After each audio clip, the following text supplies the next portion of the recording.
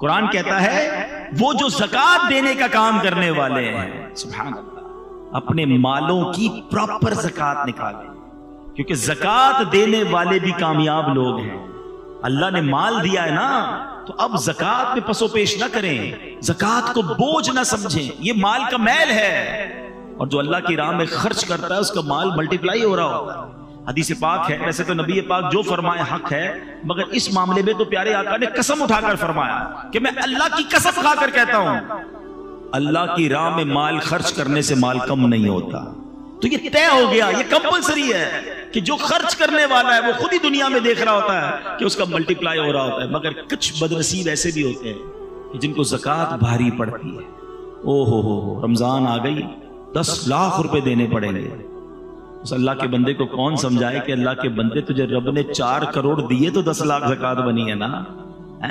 تجھے تو سجدہ شکر کرنا چاہیے تھا کہ میرے مولا تو نے یہ دن دکھائے کہ میں زکوٰۃ دینے والا ہوں، تو نے مجھے زکوٰۃ لینے والا نہیں بنایا۔ میں آپ سب سے پوچھتا ہوں، کیا آپ نے غریبوں میں پڑھے لکھے نہیں دیکھے، سمجھدار نہیں دیکھے، نمازی نہیں دیکھے؟ ارے ہم سے بہت زیادہ اچھے ہیں، مگر ان کے پاس پیسے نہیں ہیں، وہ مانگ رہے ہوتے ہیں، بیچارے قرضے میں ہوتے ہیں۔ ان کو دیکھ کر تو آنکھوں میں آنسو آنے چاہیے کہ یا اللہ میں نے ایسا کیا کیا کہ تو نے مجھے دینے والا بنایا، مانگنے والا نہیں بنایا۔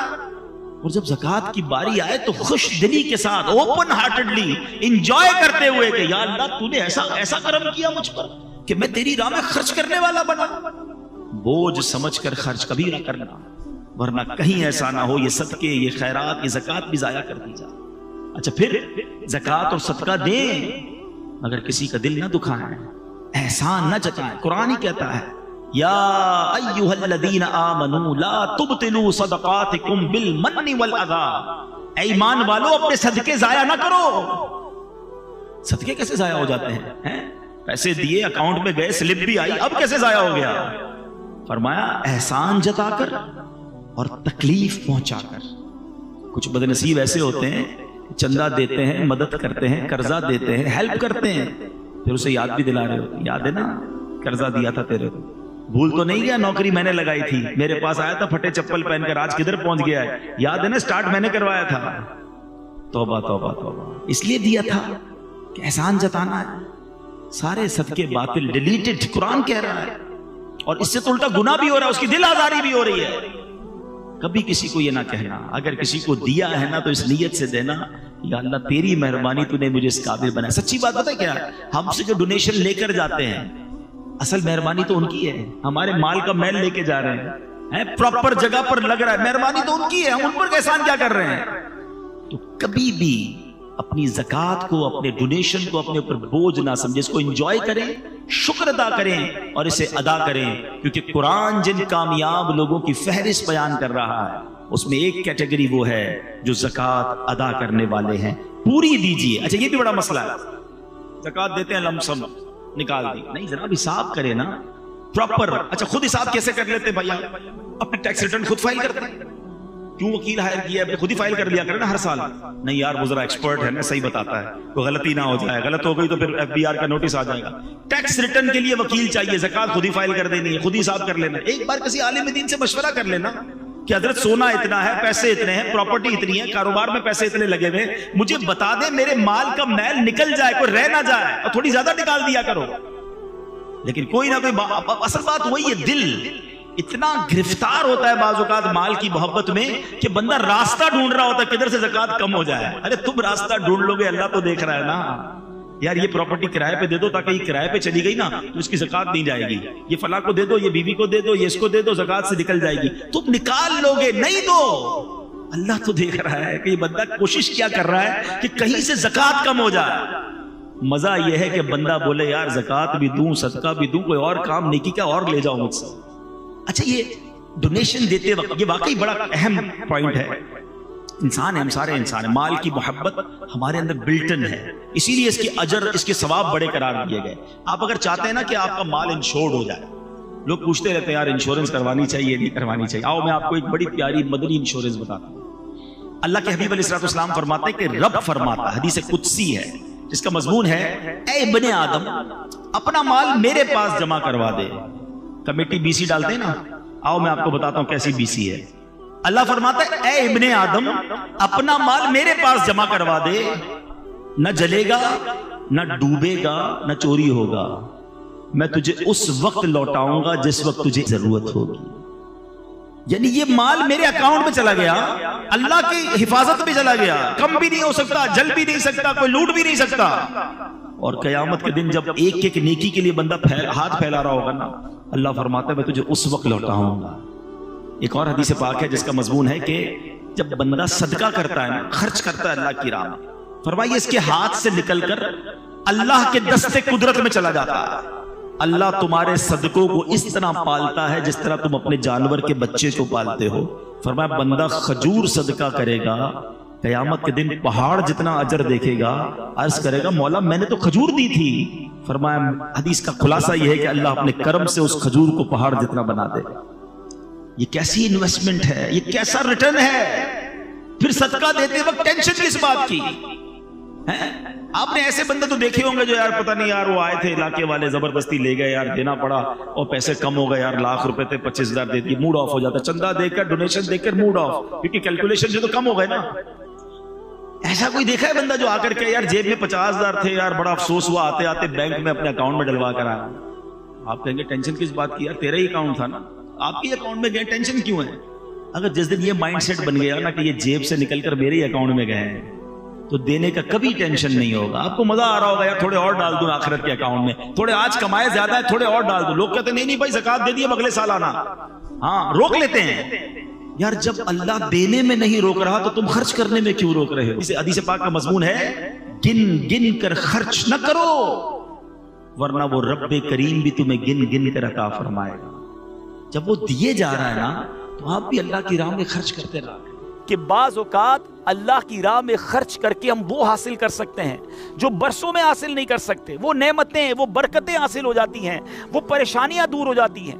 کیونکہ روایتوں کا مضمون ہے کہ صدقہ بیماریوں کو ٹالتا ہے، صدقہ برائی کے 70 دروازے کو بند کرتا ہے، صدقہ بلا کو نیچے نہیں اترنے دیتا۔ ایک بڑی بات یاد رکھیے گا، ہمیں نہیں پتا ہوتا، ہم صبح اٹھتے ہیں مثال کے طور پہ اور کوئی بلا آنے والی ہوتی ہے، حدیثوں کا مضمون ہے جب انسان صدقہ دیتا ہے نا تو بلا اوپر سے اترتی ہے، صدقہ جا کے اسے روک لیتا ہے، انٹرسیپٹ کرتا ہے، اور یہ لڑائی جاری رہتی ہے، صدقہ بندے پر بلا اترنے نہیں دیتا۔ اب بعض اوقات کیا ہوتا ہے، کئی لوگ ہوں گے جو بیانات بھی سنتے ہیں، کتابوں میں بھی پڑھتے ہیں کہ اللہ کی راہ میں 1 خرچ کرو 10 ملتا ہے۔ اب وہ ہو سکتا ہے مسجد میں ڈبے میں 100 روپے ڈالیں اور شام دکان پہ انتظار کر رہے ہوں کہ ابھی تک 1000 روپے بنے نہیں ہیں۔ مولانا صاحب نے تو کہا تھا 1 کا 10 ہو جائے گا، کسی فقیر کو 10 روپے دیے انتظار کر رہے ہیں، 100 روپے کہاں ہے بھائی، ملٹی پلائی بائی 10 ہو کے ملنا چاہیے تھا۔ تو ہم صرف مالی فائدہ سوچ رہے ہیں۔ میں آپ سے پوچھنا چاہتا ہوں، آپ نے اللہ کی راہ میں خرچ کیا 1000 روپے 10,000 روپے یا 1 لاکھ روپے، اور اب آپ منتظر ہیں کہ ملٹی پلائی ہو جائے، لیکن کیا معلوم آپ کے گھر میں آگ لگنے والی تھی، کیا معلوم آپ کا روڈ پر ایکسیڈنٹ ہونے والا تھا، کیا معلوم آپ کا بچہ جو باہر کھیل رہا تھا اس پر کوئی خطرناک بلا آنے والی تھی، مگر آپ نے جو صدقہ دیا اس سے وہ بلا ٹال دی گئی۔ مجھے بتاؤ وہ 1000 کا 10,000 ہونا اچھا تھا یا ہم پر اتنی بڑی بلا کا ٹلنا اچھا تھا؟ تو ہمیشہ اللہ کی راہ میں صدقہ دیجئے، آپ یقین کریں آپ خوشحال ہو جائیں گے، آپ کی مشکلیں آسان ہوں گی۔ مگر دوبارہ وہی بات کروں گا کہ نیت اچھی ہو، صدقہ دیتے وقت، خرچ کرتے وقت، کسی کی مدد کرتے وقت احسان نہ جتانا۔ یاد نہیں تجھے تیرے بچے کی شادی میں نے کرائی تھی، بھول تو نہیں کیا قرضہ میں نے دیا تھا، ہاں تو ریڈی لگاتا تھا، میں نے تجھے جناب دکان کا کرایہ دیا تھا۔ یہ احسان جتا کر تو صدقہ ضائع ہو جائے گا۔ یا ایھا الذین آمنوا لا تبطلوا صدقاتکم بالمن والاذی، اے ایمان والو اپنے صدقے ضائع نہ کرو احسان جتا کر، تکلیف پہنچا کر۔ تو کچھ لوگ صدقہ دیتے بھی ہیں، مدد کرتے بھی ہیں، پھر ساری زندگی جتا رہے ہوتے ہیں، تو یہ بربادی ہے، یہ نہ کریں۔ بس اللہ کے لیے، اللہ کی رضا کے لیے آپ خرچ کریں اور پھر دیکھیں اس کی برکتیں کیسے ملتی ہیں۔ قرآن میں اللہ تبارک و تعالیٰ اپنی راہ میں خرچ کرنے والوں کو کیسا مژدہ سناتا ہے، کیسی خوشخبری ہے، کیسا فرمان ہے۔ اللہ فرماتا ہے ان المصدقین والمصدقات واقرضوا اللہ قرضا حسنا یضاعف لهم ولهم اجر کریم، بے شک صدقہ دینے والے مرد اور صدقہ دینے والی عورتیں اور وہ جنہوں نے اللہ کو اچھا قرض دیا ان کے دونے ہیں اور ان کے لیے عزت کا ثواب ہے۔ اب کمال یہ ہے، یہ ایک جگہ نہیں، قرآن میں کئی جگہ اللہ تبارک و تعالیٰ نے قرض کا لفظ استعمال کیا ہے. کوئی اللہ کو جو اچھا قرض دے. مجھے ایک بات بتائیے, میں آپ میں سے کسی کو کوئی 10,000 روپے رکھوائے اور تھوڑے دنوں بعد کہے کہ ذرا وہ 10,000 میں سے 5,000 روپے دے دو, تو اس 5,000 دینے والے نے کوئی کمال کیا؟ اس کا تو کوئی کمال نہیں نا. پیسے میرے تھے اور میں نے کہا کہ میرے 10,000 میں سے 5,000 مجھے دے دو. کیا کمال کیا؟ میرے پیسے تھے, واپس دے دیے. مگر اللہ کی شان دیکھو, اللہ کی کرم نوازی دیکھو, شان کریمی دیکھو. ہم سب کو دانا دانا اس نے دیا ہے. ہم تو پیدا ہوئے تھے, کپڑے بھی جسم پر نہیں تھے, کھانے کو اس نے دیا, پہننے کو اس نے دیا, گھر اس نے دیا, مال اس نے دیا, سب اس نے دیا.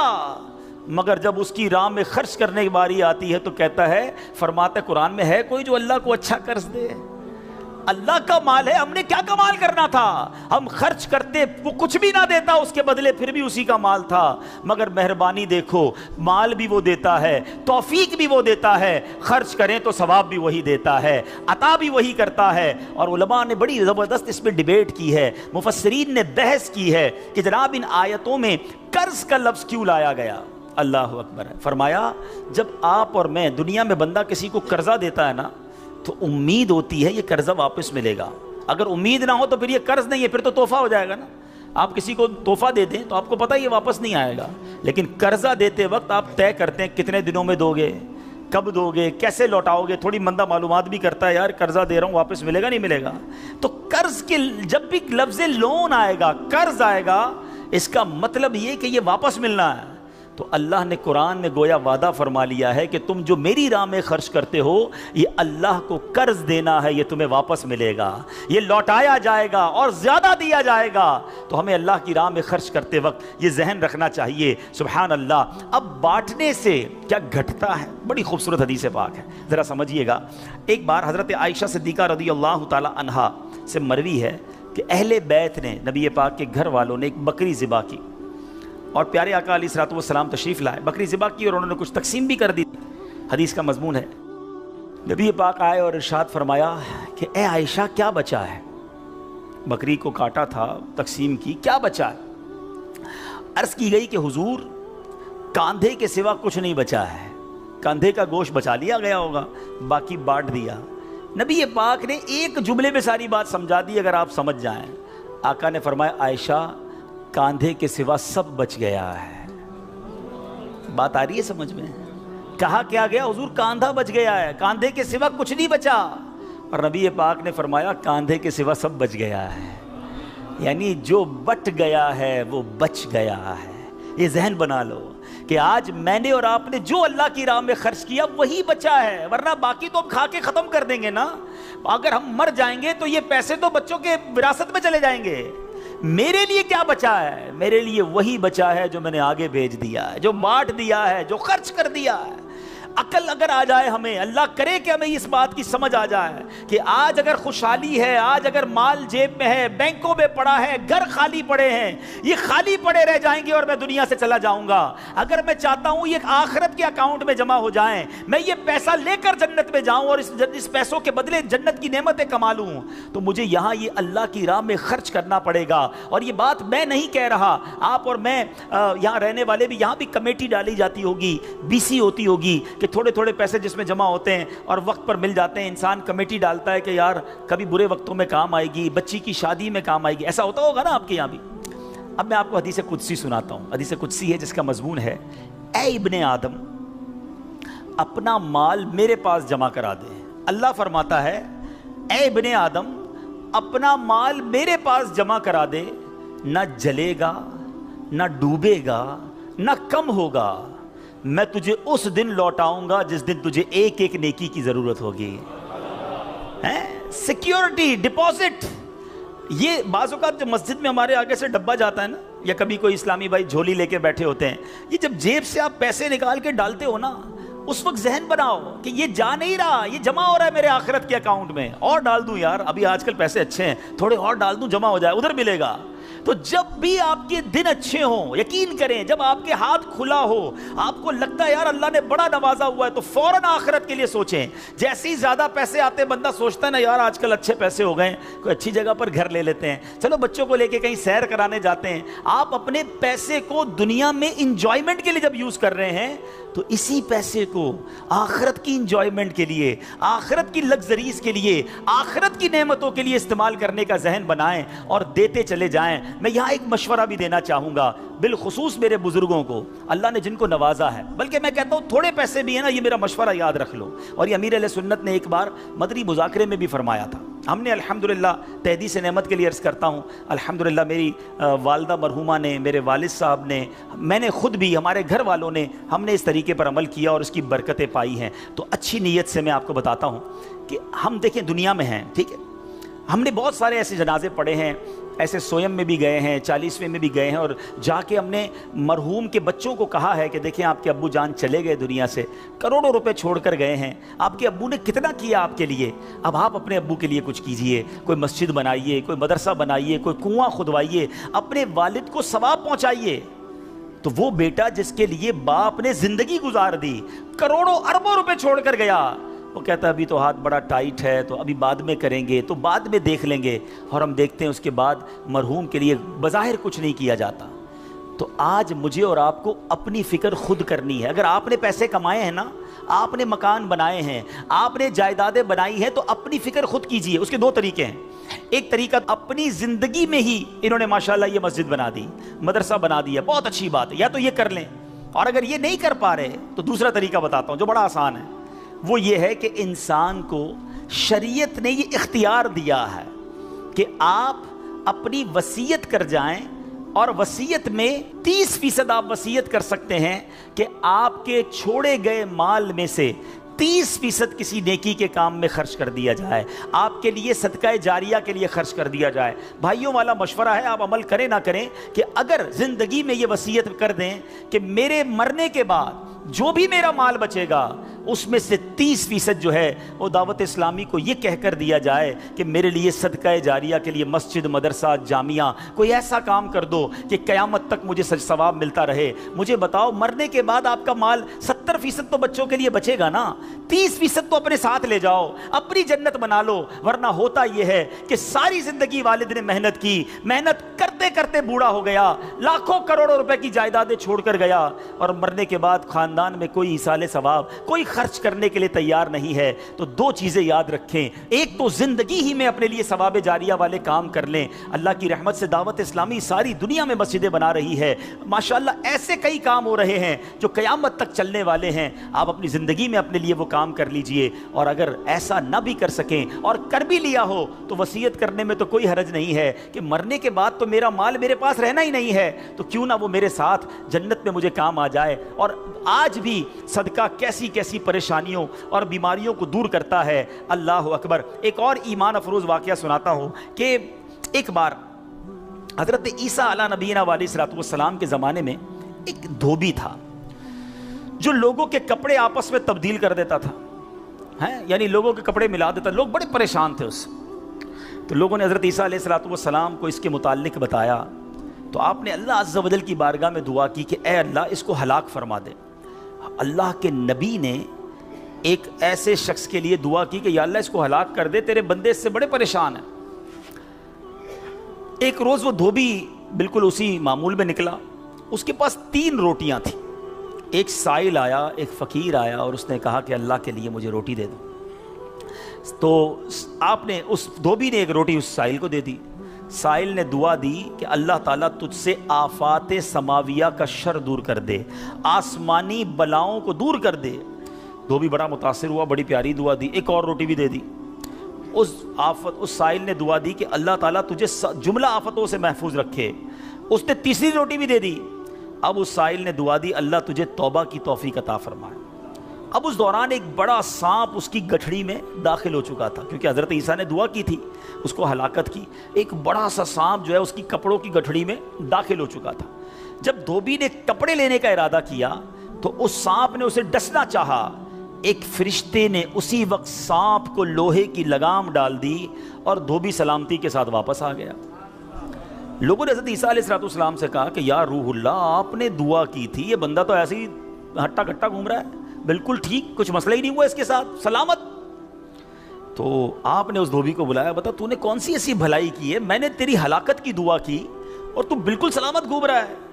وہ کہتا حضور میں نے 3 روٹیاں صدقہ کی ہیں، اتنے گناہ، اتنی خطائیں، سارا شہر پریشان، مگر جب صدقہ کیا 3 روٹی کا، آپ نے اس سانپ سے پوچھا کہ تو نے قتل کیوں نہیں کیا، تیری تو ڈیوٹی تھی نا۔ تو سانپ کہتا ہے اے اللہ کے نبی، اللہ نے آپ کی دعا تو قبول فرما لی، مجھے ہلاک کرنے کے لیے بھیج بھی دیا، مگر جب اس دھوبی نے ایک سائل کو صدقہ دیا تو ایک فرشتے نے مجھے لوہے کی لگام ڈال کر روک لیا۔ اب وہ دھوبی بھی سارا واقعہ سن رہا تھا کہ اتنے گناہ ہیں، سامنے ایک چھوٹا سا صدقہ کیا، میری ہلاکت رک گئی۔ اس دھوبی نے بھی توبہ کر لی، اپنے گناہوں سے تائب ہو گیا۔ کیا سیکھنے کو ملا؟ صدقہ بلاؤں کو ٹالتا ہے، صدقہ مصیبتوں کو ٹالتا ہے، صدقہ عمر میں برکت لاتا ہے۔ ایک بار حضرت داؤد علیہ نبینا علیہ الصلوۃ والسلام کے پاس ایک شخص تھا، اور وہ حضرت ملک الموت آئے اور اس کو بڑا گھور کے دیکھنے لگے۔ تو تھوڑی دیر کے بعد ملک الموت تو چلے گئے، تو آپ نے اس شخص نے کہا کہ حضور یہ کون تھا جو مجھے گھور رہا تھا؟ آپ نے کہا ملک الموت تھے۔ ملک الموت سے پوچھا کہ تم کیوں گھور رہے تھے؟ کہا کہ یہ بندے کی اب 3 دن زندگی رہ گئی ہے، اب 3 دن کے بعد یہ دنیا سے چلا جائے گا۔ تھوڑے دن ہوئے تو وہ بندہ گھوم رہا ہے، پھر رہا ہے آپ کے سامنے۔ ملک الموت آیا، آپ نے کہا تم نے تو کہا تھا 3 دن میں اس کی روح قبض کرنی ہے، تو بالکل ٹھیک ہے، کوئی مسئلہ ہی نہیں۔ کہا حضور 3 دن ہی باقی تھے، میں نے روح قبض کرنے پہنچنا تھا، جس دن پہنچنا تھا اس دن یہ بندہ گھر سے باہر نکلا، ایک غریب نے صدا لگائی، ایک فقیر نے پکارا، اس نے 20 درہم اس کو دیے، اس فقیر نے اس کو دعا دی، اللہ نے وہ دعا ایسی قبول کی کہ ہر درہم کے بدلے اس کی عمر میں 1 سال کا اضافہ فرما دیا۔ 20 سال عمر بڑھ گئی ہے اس کی۔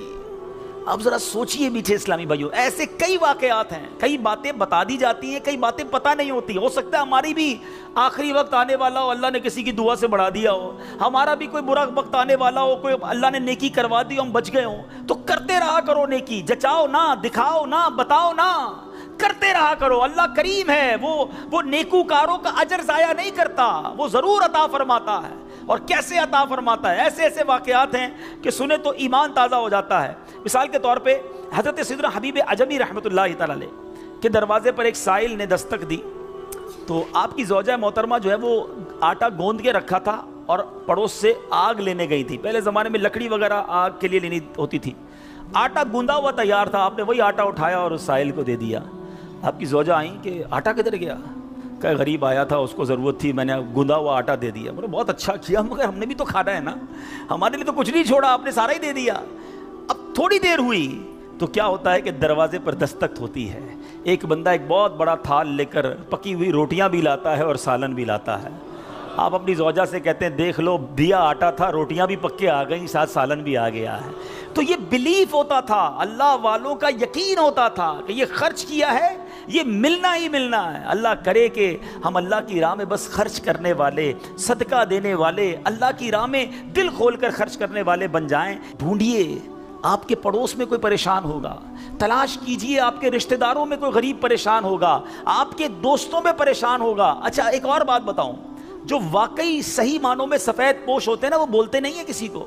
آپ کہیں گے یار کسی دوست نے تو کچھ مدد مانگی ہی نہیں ہے، رشتہ دار تو کوئی آیا ہی نہیں گھر پہ، پڑوسی نے تو کبھی کچھ نہیں کہا، وہ کہیں گے نہیں۔